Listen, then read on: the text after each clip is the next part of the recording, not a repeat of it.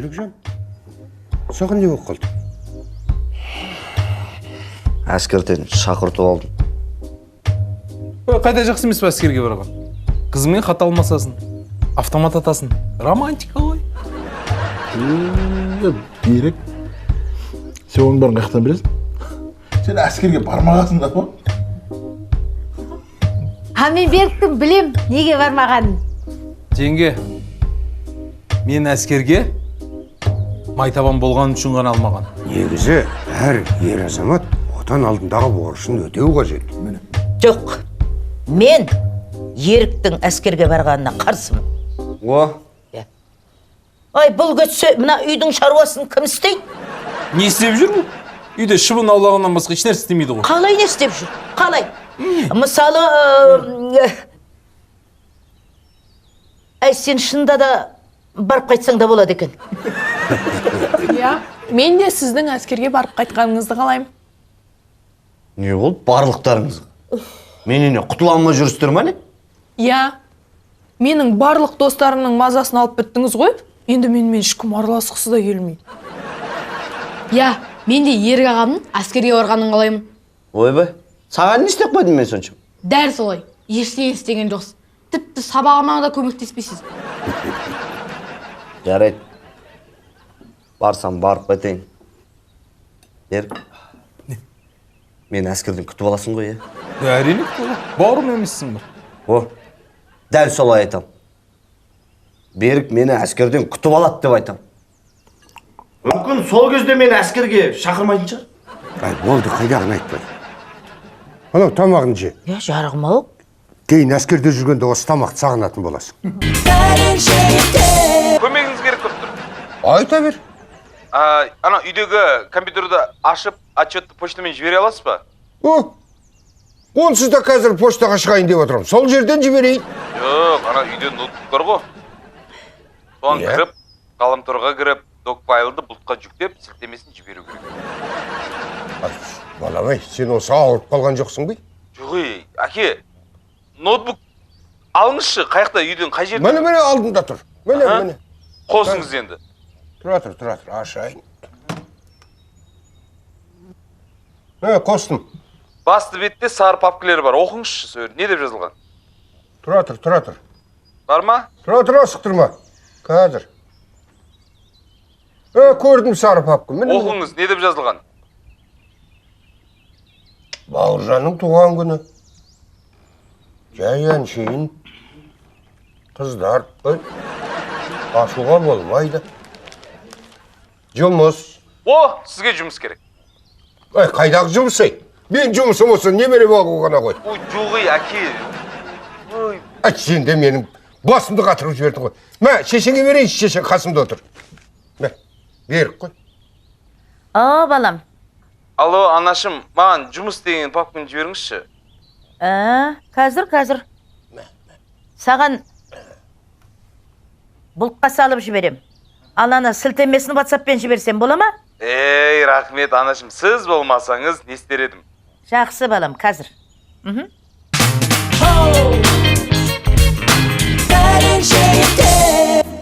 Жандос. Ау. Жүзіп кетті, не істейміз? Білмеймін, не істейміз. Былай қылайық. Қазір кім бірінші сөйлеп қояды, сол келесі аптада 5 күн қатарынан түскі асты алып береді.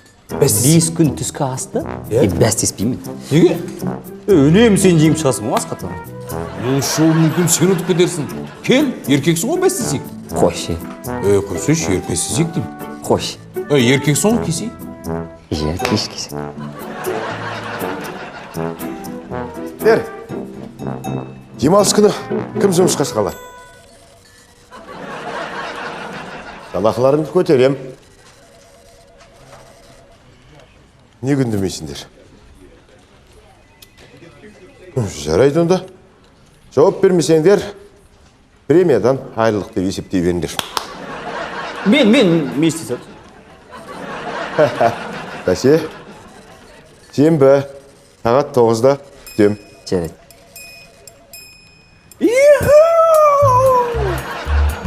Немені қуанып отырсың, әділ емес қой бұл. Басеке қысқаннан кейін айтып қойдың ба? Мойындасай, еркексің ғой. Қойшы. Мойындаса еркексің ғой. Жарайды. Егіз болмайды. Болғанда қандай? Қазірге жеңіс құтты болсын. Жарайсың беріп. Тағы біреумен бәстесіп көрсейші. Не қалды? Тыныштық па? Ұялы телефонымда бірлік бітіп қалды. Болды, қатырам ғой.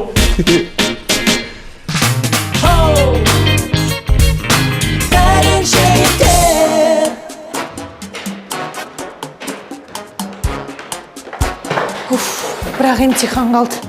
Анау философия. Өзім 2 рет қатысқам. Мен де. Енді қалай тапсырамыз? Білмеймін, бірдеңесі болар. Қыздар, кешіріңіздер. Мына сөмкемді апарып көмектесіп жібересіздер ме? Жоқ, кешіріңіз. Қолым талып кетті, өтінем.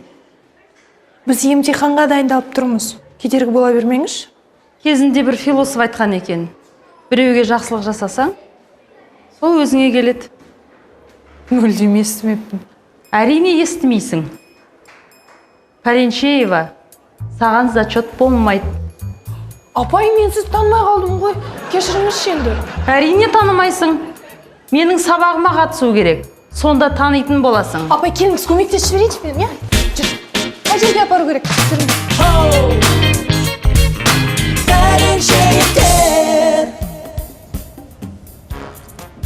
Саламатсыз ба? Саламатсың ба? Уйбай! Мынау не жын ба, шайтан ба? Әлде мені ажалым ба келіп тұрған? Кімсің? Жоқ, маған сізден денім сау деген анықтама ғана керек. Денім сау деген анықтама? Әй, сенің денің де басында сау емес екенін білесің ба? Қарабын мені қорқытады тіптен. Екінші кар көрмейтін болай мына жерден. Аяғыңды аттаппас, өзім қолыммен сындырам. Мә, қағазым. Жоғалды. Рахмет. Бұй албасты. Тұрын қараш қап-қара бол. Жұмарда көзіңді қап-қара қылмай. Баққос. Және оны қызды көріп тұрсың ба? Қайсы? Соғызға барып жақсылап көмегін көрсет. Дәл қазір ма? Дәл қазір. Мен сені сыртынан бақылап қарайын. Бір ауыз сөзіңіз ғой.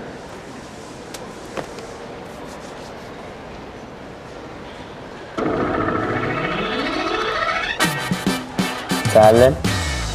Сәлем. Жігітің бар ма? Жоқ. Әрине сенде жігіт жоқ. Неге? Себебі сен боянасың қатты. Мына тырнақтарыңды қарашы, жер қазайын деп отыр. Мына кірпіктеріңе ұшып кетейін деп тұрсың. Ана бетіңдегі 5 гектар мынандай жағымағаныңды түсінбеймін да мен. Осындай түрмен қалай келесіңдер мына жерге? Я, сен жүгіруің керексің, қаттырақ жүгіруің керексің. Себебі ана майдың бәрін түсіруің керексің.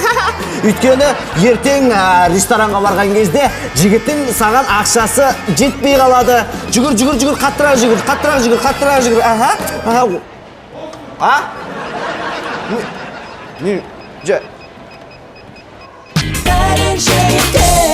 Сәлем, сұлу қыз. Сәлем. Сәлем. Сабақ бітті ба? Я. Енді үйге барасың ба, я?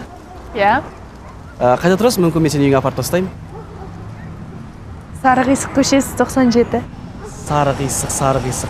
Ол жақ 500 теңге болады, бір адам аламыз, бірден кетеміз. Өзім айтам. Қарындас, 400 жарайды. 300.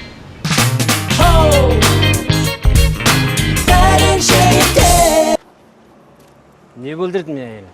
Енді әйеліңіз енді жол ережесін бұзды ма? Сол үшін қазір мен протокол толтырып берем, айыппұл төлейсіздер. Қайдағы айыппұл? Енді аға, енді әйеліңіз бұзып тұр ғой енді жол ережесін аға. Керек емес айыппұл. Оны бірден правасын тартып ал. Аға, правасын алып қойған дес. Жай ғана айыппұл жазып берсем де жетеді негізі. Жетпейді. Салоннан шыққаны 1 апта болды. Анау ертең машинаны соғып алса қайтем. Одан да праваны бірден тартып алыңыз да, сонымен тыныш болады. Аға, бәрін түсініп тұрмын аға. Сізді жақсы түсініп тұрмын.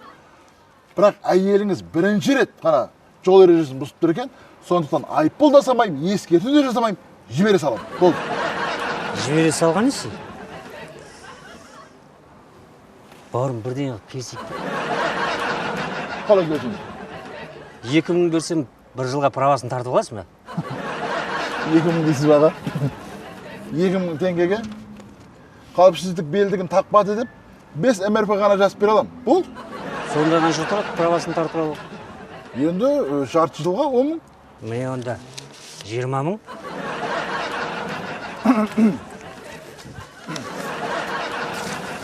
Бір жылға правасын тартып ал.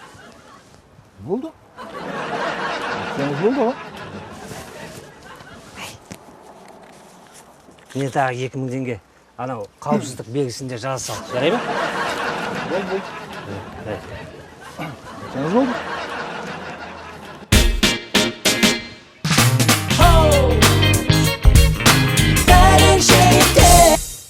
Бинт. Салфетка.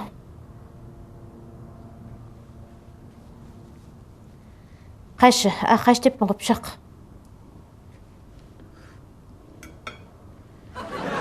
Мына балам, мынаны атаңа апарып бер. Түсіріп алмай,